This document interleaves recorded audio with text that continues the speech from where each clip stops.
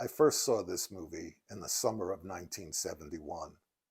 I had liked Rod Steiger and James Coburn in other movies, but I was on the fence about Sergio Leone. A few years previously, I had seen the entire Dollars trilogy in one longer than usual Saturday afternoon at the Luxor Theater in the Bronx, and I had mixed feelings about them. A Fistful of Dollars struck me as cheap and derivative. It still does. For a few dollars more was more interesting. The addition of Lee Van Cleef's Colonel Mortimer gave Clint Eastwood someone to play against other than the usual assortment of dubbed Italian villains. But more importantly, it's in this film that Leone first starts experimenting with flashbacks. The Good, the Bad, and the Ugly was next, and of course, it was an enormous hit, due in no small part to Ennio Morricone's theme music playing on radio stations all across America. Lee Van Cleef returns as the villain, but it's Eli Wallach's Mexican bandit Tuco who steals the show. The finale, set in a Civil War cemetery, is the true highlight of the film.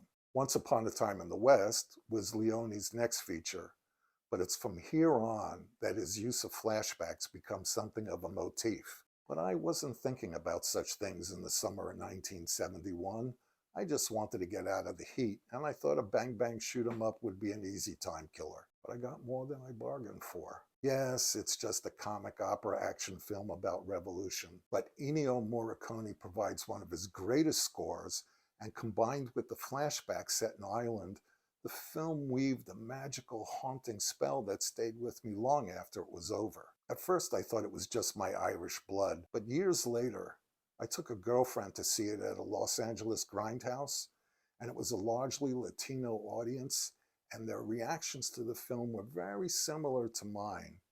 We came in just as the other feature was ending. It was Chino, a Charles Bronson action film, and the audience was hooping and hollering as Charlie did his thing. But then Duck You Sucker comes on, and slowly the audience grew quiet and attentive. The film's themes about class struggle were not lost on that audience. Not at all. And there's one scene in particular where Rod Steiger's Mexican bandit berates James Coburn's Irish dynamiter about the true cost of revolution. It's both terribly funny and terribly moving. Steiger gives a wonderfully hammy performance, chewing every bit of scenery in sight.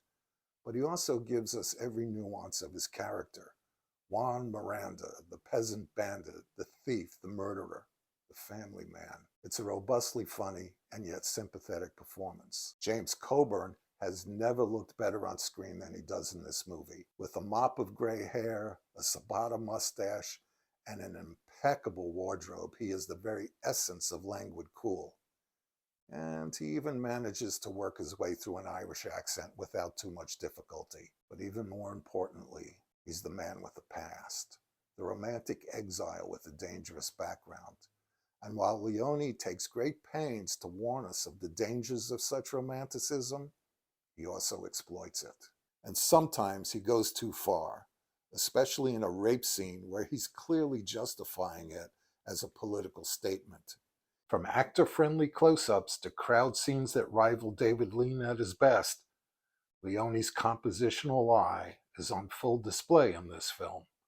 Duck You Sucker is the film that made me appreciate Sergio Leone as a director. It is my favorite of his films, and it is in my top 100 films of all time. See you around the campus.